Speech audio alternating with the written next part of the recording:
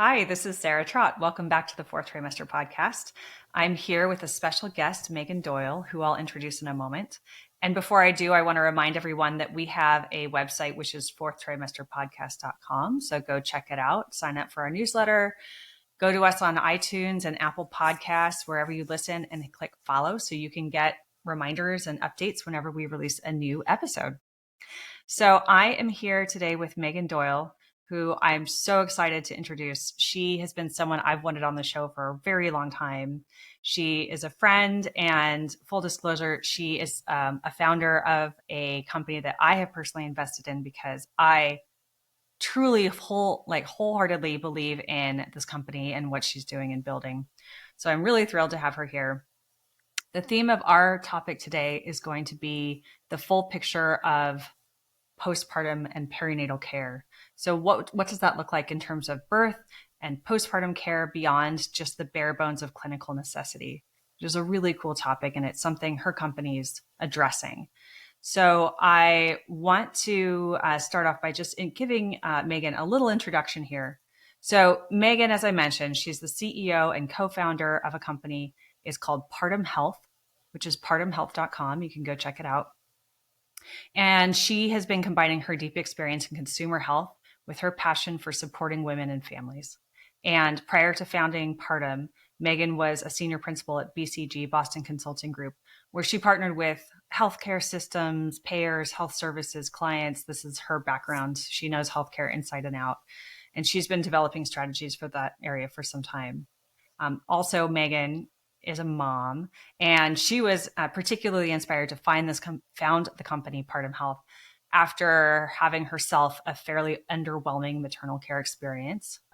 And it included cobbling together her own pre and postnatal specialty care. And when Meghan realized this was a natural result of the fragmented system, she got fired up for helping solve this problem for others. And that's how the company was born. So also a bit about her background. Meghan has an MBA from Wharton School and the University of Pennsylvania and a BA from UNC Chapel Hill. She lives in Chicago with her husband, Jeff, and their two school-aged kids, Owen and Audrey. So that's your full intro. Welcome, Meghan. I'm so happy to have you here. Oh, I'm thrilled to be here. No better intro than somebody who has been a believer in what we're building from the start. So thank you so much for having me on. Yes, absolutely. So just talk a little bit about your own postpartum experience, which I touched on a little bit in your intro, but in your own words, would you be willing to share what your fourth trimester was like? Of course. It's interesting because even though it's now, my oldest is 9. So my first fourth trimester was 9 years ago. Because I work in the space, I'm constantly reliving and going back to those memories. So they feel quite close and quite visceral for me.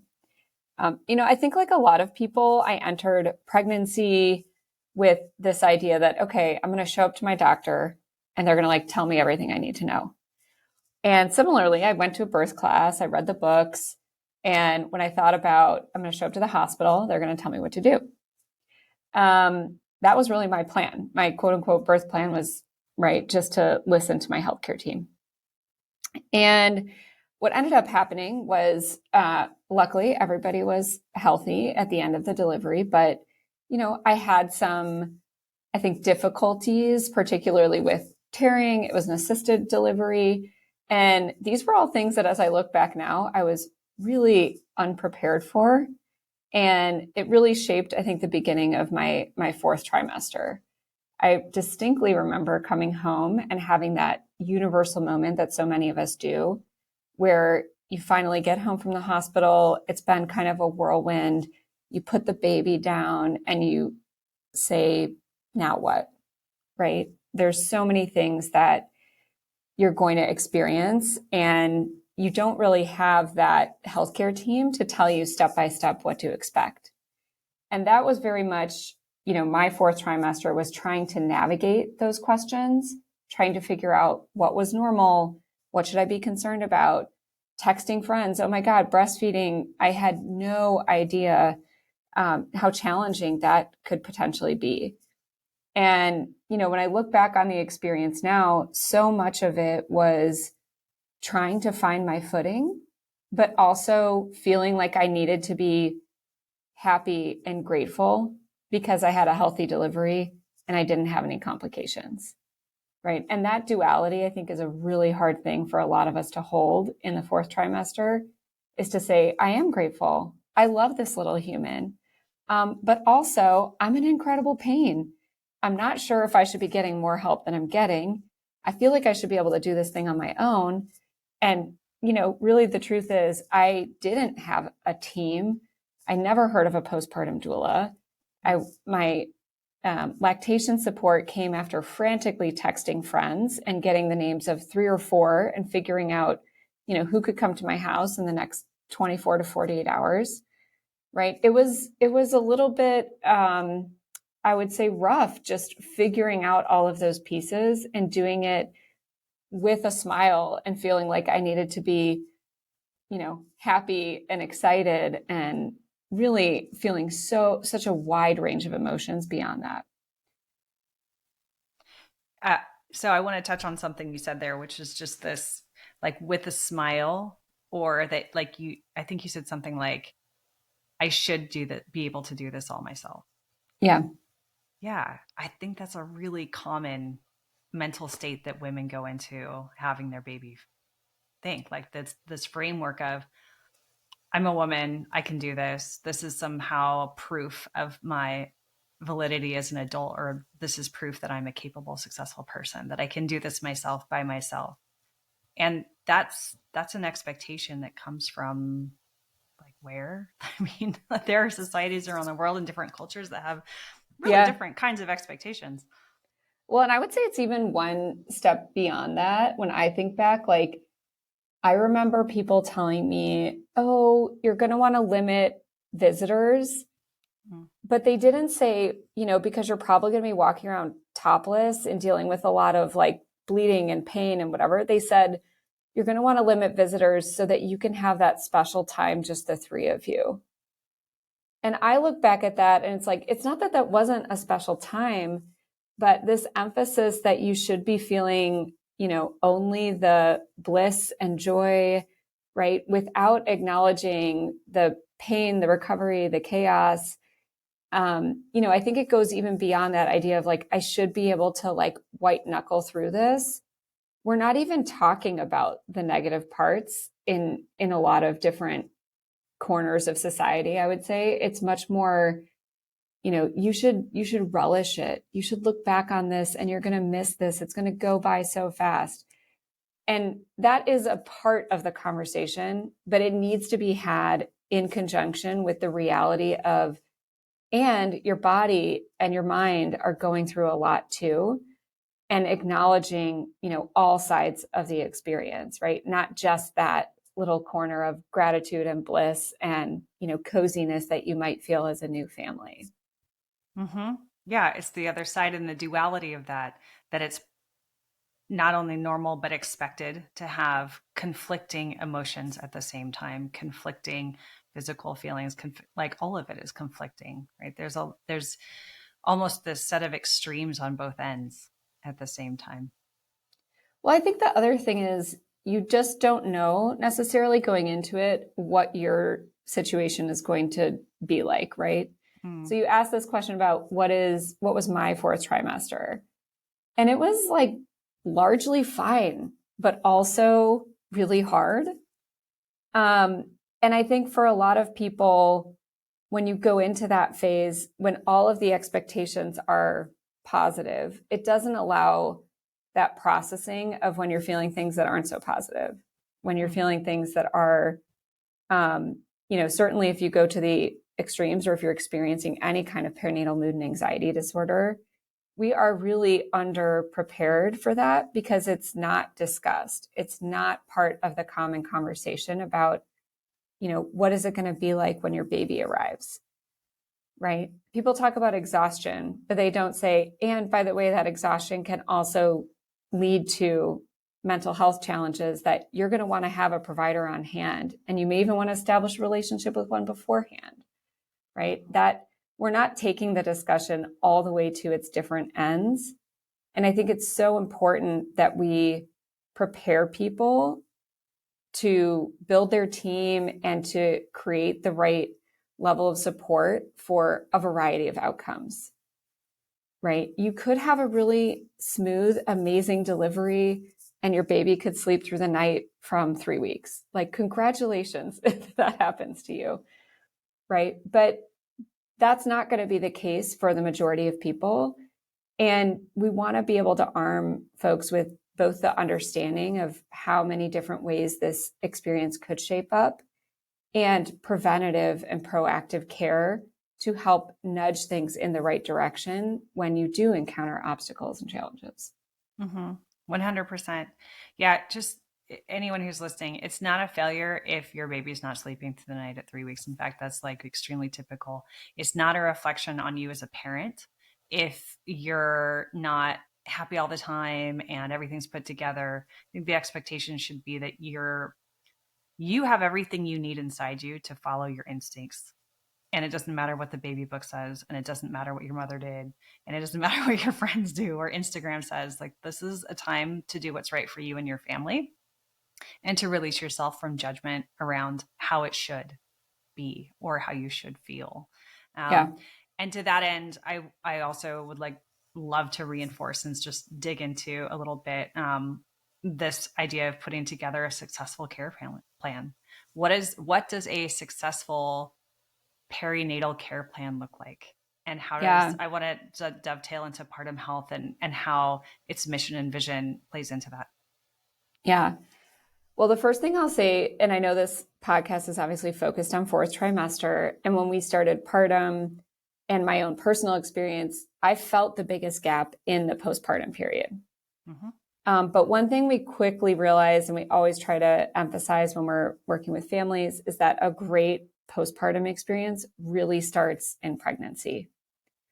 And a big reason for that is so many of the common issues and complications that we see emerge in the postpartum period can be addressed preventatively.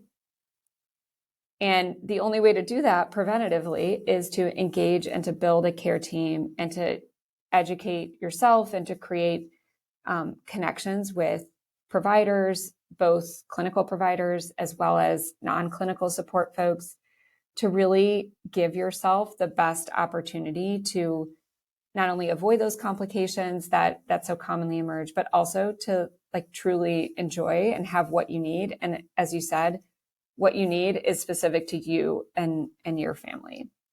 So when we think about it, we try to think about the full spectrum of mental, emotional, physical, and then also practical well-being, that really all of your needs across those different buckets are really heightened during this time, right? So it may be that you experience anxiety or perinatal mood and anxiety disorder. It may be that just the sleep is really, really difficult for you to function without. It may be that you end up having a birth experience that leaves you with a need to rehab, which I will say everybody should have access to and be able to see a pelvic health specialist. Because even if you don't have a birth injury, just the change that happens with your pelvic floor, to be able to both prevent and address is super, super important. So we really think about this full suite of needs and are building a team of providers that can help each family really shape their plan. But it starts with having awareness and access so that you know and are thinking about your mental health, your emotional health, your relational health. We all know, right? Having kids really puts your relationship with your partner in a totally different light. That you're thinking about the practical things of just, what do I need to feel, human and to feel myself? And that could be sleep, that could be alone time, things that are really hard to come by in the postpartum period. It also, really comes down to having and feeling comfortable with your own skills around newborn care. I think that's another thing that really gets glossed over, is some of the anxiety and worry comes from just not having preparation or experience in being around newborns, and having a little bit of a trusted hand to show you how to do things can make such a massive difference for people.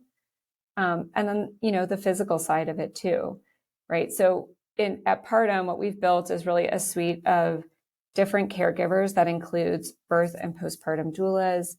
It includes lactation consultants because, as I mentioned before, I know that feeding journey is such a challenge for so many parents.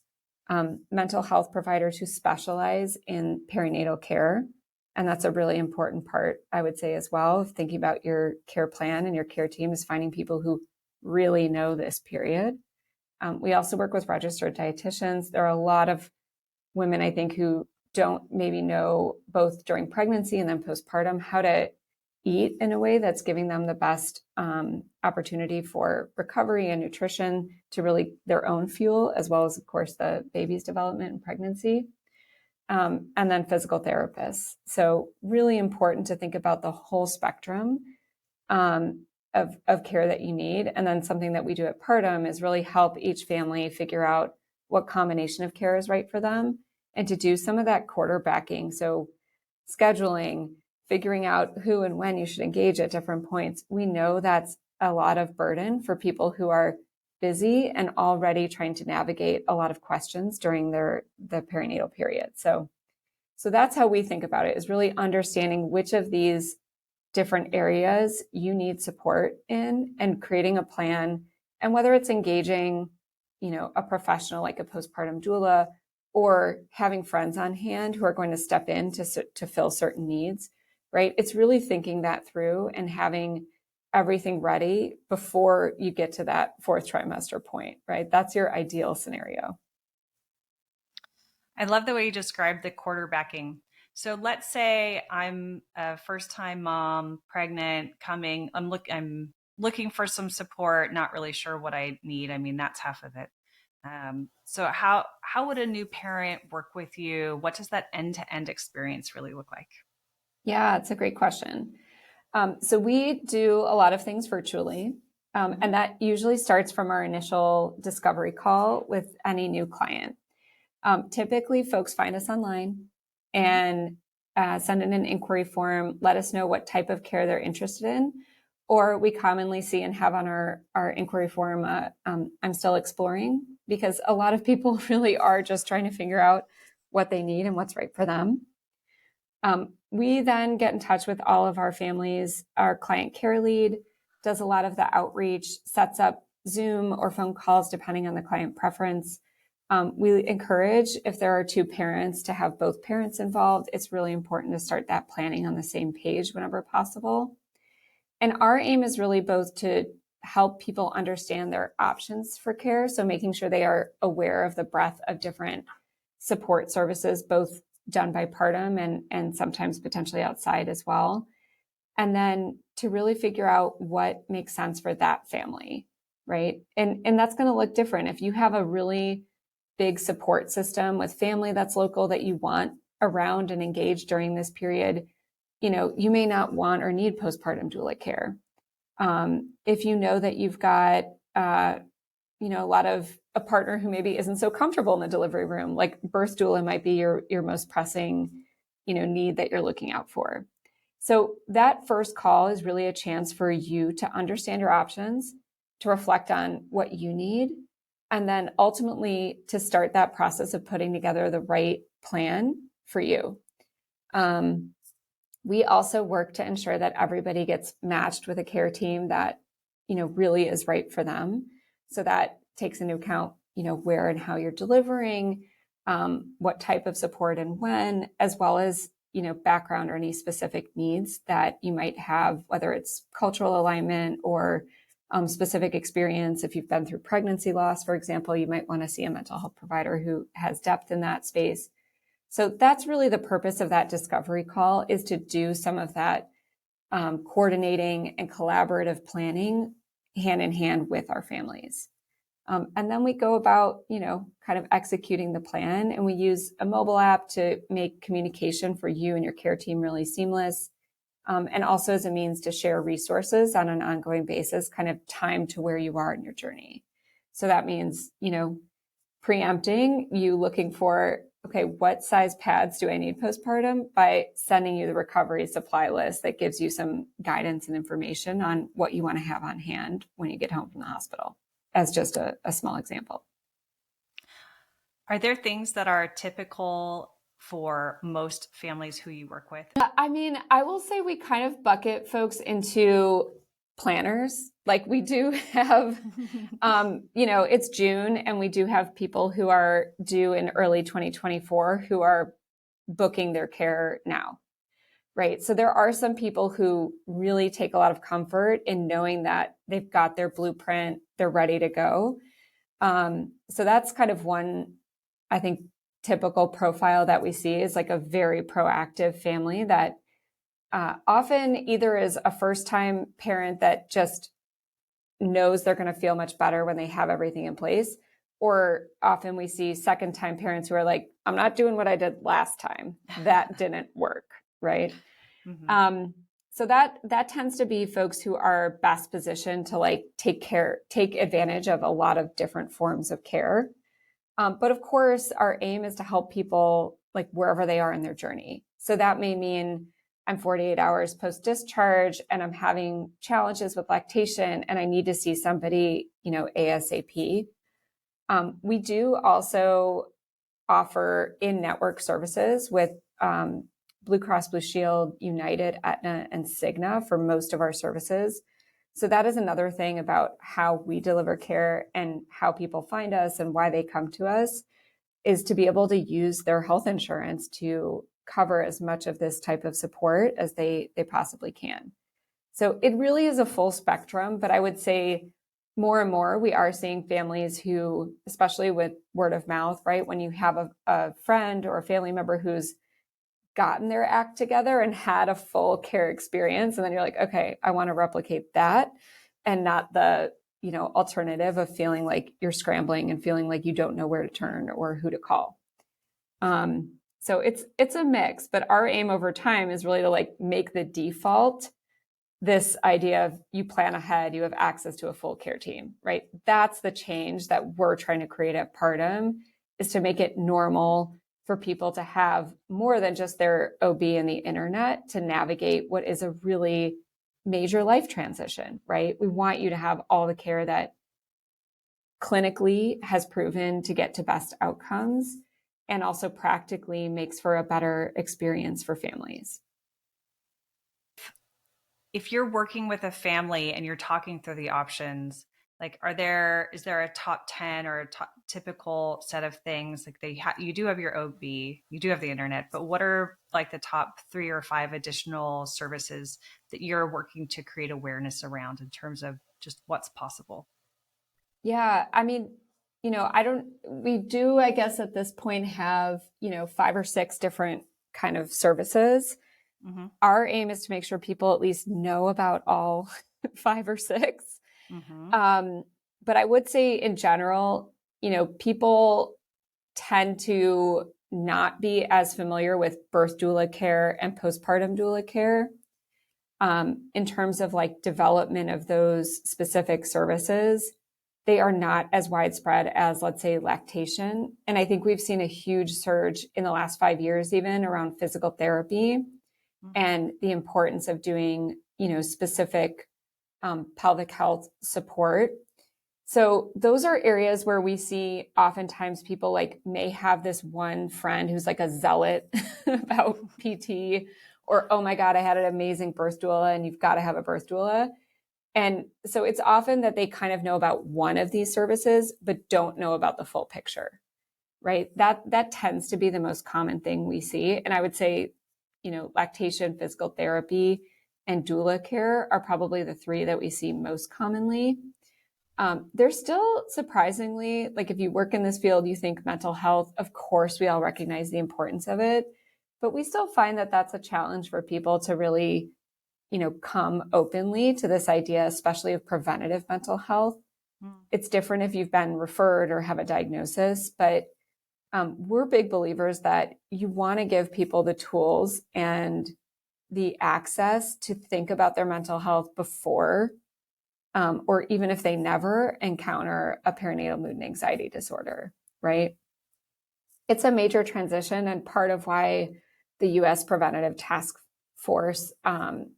Services Task Force, that's a mouthful, part of why they recommend for anyone who's at risk of any mental health disorder to do preventative therapy is because it's been shown to reduce the incidence and severity.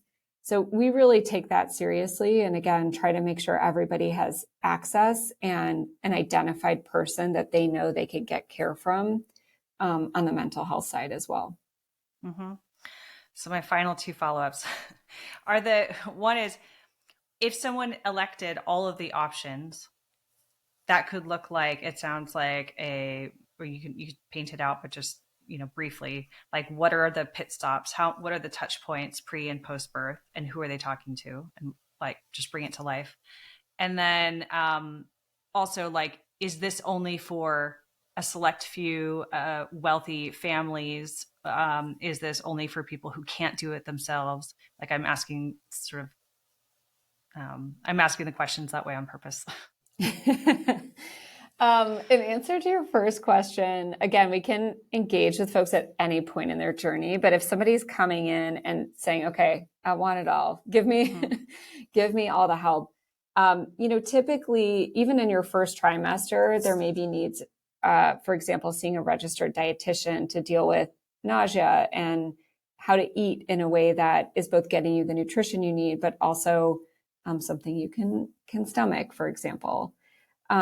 We see that physical therapy and lactation, usually late second trimester, early third, is when, again, even if you don't have any issues emerging, doing that prenatal visit is super important so that you can get acquainted with your pelvic floor, how it functions, breathing. And similarly with lactation, we find that getting up the learning curve, knowing the basics, can make that first 48 hours before you have the opportunity to see a lactation consultant in person, just go much, much smoother and help people meet those breastfeeding goals. Mm-hmm. Similarly, I would say mental health. Again, we push all of our clients to at least consider doing, even if it's a free 15-minute intro, just so that the provider, they're somewhat established with you. But we think even talking through some of what you're feeling during pregnancy and the birth, and then potentially processing afterward, mental health providers are really excellent resources for that. What am I missing? Lactation. Oh, doulas. Obviously, yes. So part of the challenge with doulas is that they book out quite a ways. So we long-term know that we're going to need to continue to build that workforce and to create pathways for birth workers to make this, really a long-term career choice that they can make. But today there is definitely more demand than supply for both birth and postpartum doulas, I would say, which means the earlier that you start looking into these options and talking to doulas to make sure you're finding somebody who's a great fit for you, the better. And like I said, now it's June and we've got folks who are already kind of securing care with their doulas for 2024. Mm-hmm. And the aim with that is to then also give you that ongoing support during pregnancy and leading up to the birth. So it's not just about having somebody like show up as you go into labor, but also somebody who knows you well enough to know how to show up in that moment when you are going to be at your most vulnerable. We often structure our work with birth doulas and clients so that they have a dedicated prenatal planning session, but also this ongoing communication. Again, we use a mobile app that gives folks access to their full care team, so it's very easy to message back and forth. And the aim is really to deepen that relationship and to make sure that you're feeling fully supported heading into labor and delivery. And then same with postpartum doula care, we aim to help people find that right fit and really think through what is going to be the most meaningful support for me. Do I have a toddler at home? And so the middle of the day to the afternoon, I know I need some extra hands because it's a really challenging time to juggle, plus sleep deprivation, right? Versus other people who might say, oh, that overnight support is really what I'm looking for because I know I function much, much better when I get a full, 6 hours of sleep, 8 hours of sleep, whatever it is. So it really at that point depends on how the family has structured their support. And the postpartum doula experience usually, of course, happens after baby arrives.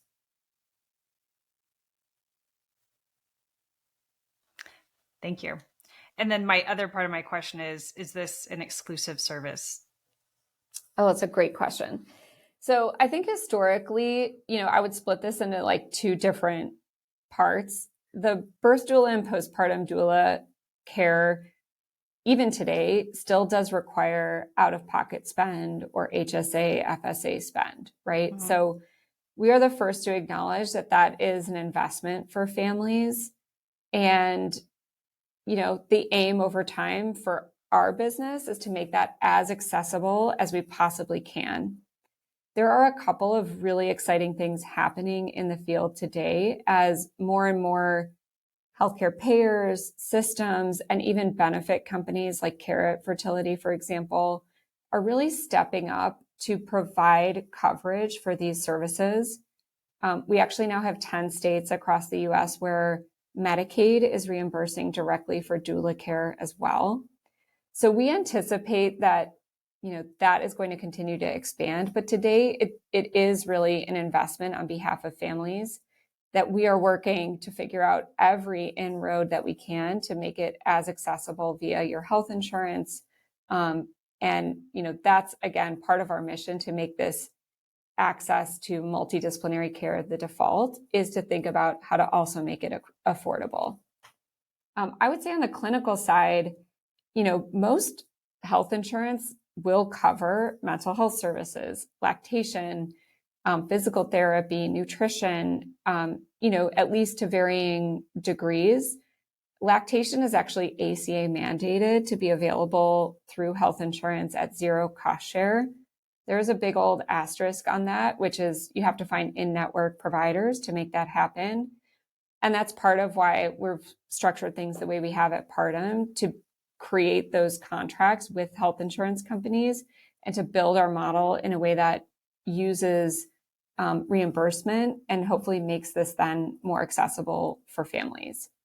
So in answer to your question, this is not a luxury service, right? These are services that we think are essential and that clinical research has demonstrated will get people to better outcomes.